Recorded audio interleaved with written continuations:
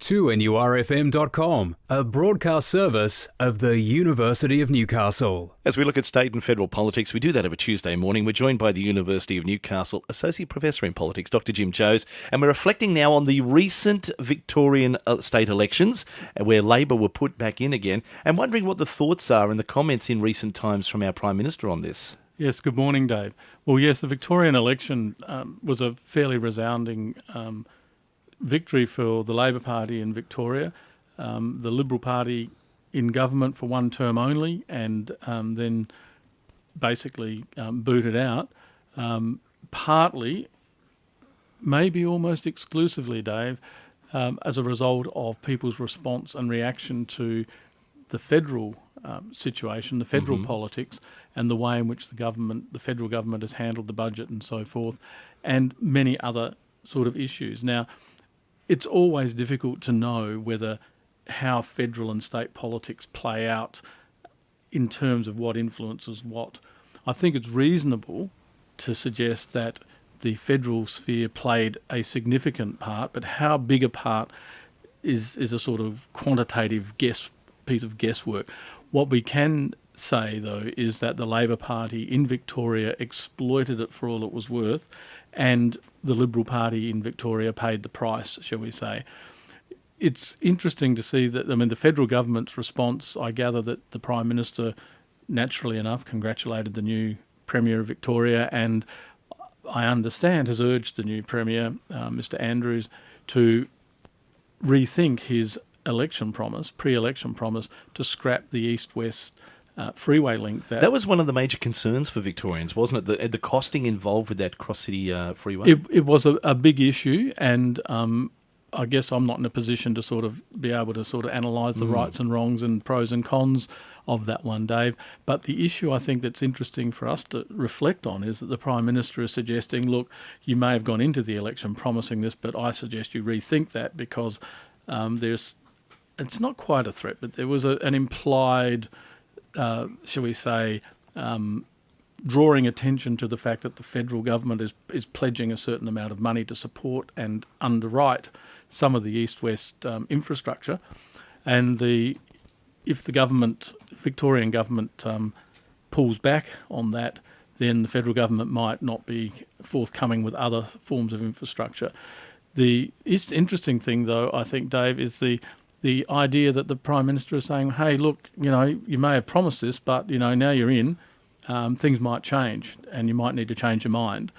And given the sort of, shall we say, the federal history of the coalition in opposition and its hammering of incumbents who go to the polls promising one thing and doing another, and the current time in Parliament, the last 15 months or so of the Abbott government having, shall we say, made some promises and then changed their minds after getting elected, that seems a sort of rather, shall we say, silly, drawing attention to the fact that, hey, at the federal level we haven't been too honourable about holding to our pre-election promises.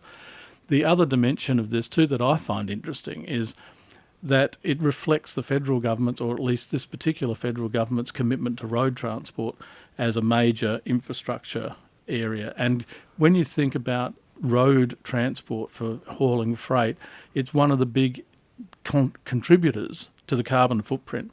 And the amount of trucks on the roads cause, shall we say, enormous problems in various ways, particularly in terms of bottlenecks and traffic snarls and so forth, not to mention the safety issues and so on.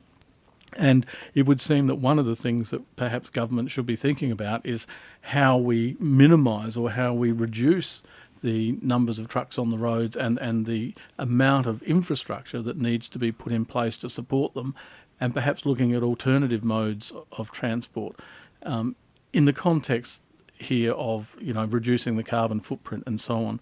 So that's an interesting dimension of the response perhaps of the federal government to the Victorian government. The other dimension, Dave, that's worth thinking about is that the upper house in Victoria is now going to be even more of a unknown quantity than the Senate is at the federal level. Mm-hmm. There's something like 11 minor parties or entities that have been elected to the upper house, which will make it, I think, 11 crossbench parliamentarians, which is going to make it very difficult for the Labor government in Victoria to have control of its legislative agenda. And in some respects, they could probably get Mr Abbott's sympathy on that, because he's facing that, as we know, at the Senate level. In the Victorian Parliament, the Labor government is going to have a degree of difficulty in, as I said, keeping its legislative agenda on track.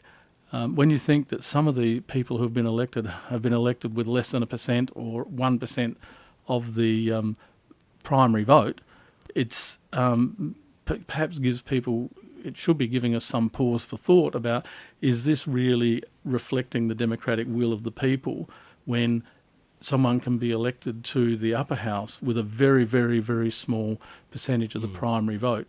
Now, I understand that Mr Napthine approached the Labor Party in Victoria 6 or 7 months out from the election and suggested some reform to the upper house electoral process, so that I think the key issue was that if you had less than 5% of the primary vote, then you wouldn't get elected to the upper house. It's more complicated than that, but it seemed like a reasonable suggestion, at least in the sense of trying to reduce, shall we say, less than representative members of the upper house. There is another argument on the opposite side of that, though, Dave, that I think we should take note of, in the sense that the upper house, if it's doing its job, is acting as a watchdog, shall we say, as a sort of house of review, and having multiple opinions, multiple perspectives operating in an upper house is perhaps good for government, in the sense that it keeps the government of the lower house a little more on its toes and a little more honest. And it's sort of interesting and to reflect that the current federal government has been unable to be successful in its negotiations thus far, and hopefully for it will learn from its mistakes of the past few months and come back in the new year a little bit more focused on how to do this. The Labor government in Victoria is going to be facing exactly the same sort of issues. How does it negotiate with this multiple different levels of representation in a way that is relatively consistent and not too chaotic? The only government thus far that we can look to that actually was successful was the Gillard government pre-Abbott, and they were successful with the crossbenchers, but they didn't face the same level of crossbench issues that the Abbott government faces, or that the Andrews government in Victoria will face. So it's going to be very interesting to see how the government in Victoria is able to function, given an upper house that is, it's really only guaranteed for one thing now. It's guaranteed to make life very difficult for the government of Victoria. And perhaps on that sense, both the coalition government at the federal level and the Labor government at the state level in Victoria will have actually some common ground and some common areas on which they can perhaps engage and develop perhaps a bit more of a productive rapport. But the message for the federal government, Dave, is not good. This was a pretty resounding defeat for the Liberal Party in Victoria. And if we couple that with the resounding defeat of the Liberal Party in the by-election in South Australia, it's not good news for the Liberal part of the coalition, especially when we look just very briefly at the National Party, not happy about what's happened to the ABC, because their ability to get their word out in the rural electorates is now being diminished by the ABC not having the same reach and presence. So it's not looking that great for the coalition at the federal level, Dave. Could be some telling signs already there. You'll be back with us again next week. Yes, I will. That is joining us as we look at state and federal politics from the University of Newcastle, Associate Professor in Politics, Dr. Jim Joes with 2NURFM.